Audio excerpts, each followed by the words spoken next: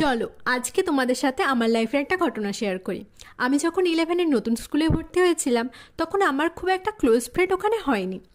Exam দিতে যেয়ে আমার দুই বন্ধুর সাথে পরিচয় হয়েছিল। আমাদের রেজিস্ট্রেশন নাম্বার ছিল পরপর, যেটাকে আমরা সব থেকে বেশি এনজয় করি। 377, 378 এবং 379। সর্বলাস্টেরটা আমারই ছিল। ওরাই আমার নিউ স্কুলে ফার্স্ট অ্যান্ড লাস্ট ফ্রেন্ড, যাদের সাথে আমি সব কথা শেয়ার করতে পারি। ওদের সঙ্গে গিয়েছিলাম একটা রেস্টুরেন্টে একটু খাওয়া দাওয়া আর এনজয় করার জন্য। এই যে আমার দুই বন্ধু পৌলমী আর সোমা, আমাদের সাথে আমার দিদি আর সোমার দিদিও গিয়েছিল। তারপর আমরা রেস্টুরেন্টের মধ্যে যাই। গ্রাউন্ড ফ্লোরে প্রচুর সাইলেন্স ছিল, যার জন্য আমরা কোনো রকম কথা বলতে পারতাম না, তাই আমরা ফার্স্ট ফ্লোরে চলে গেছিলাম।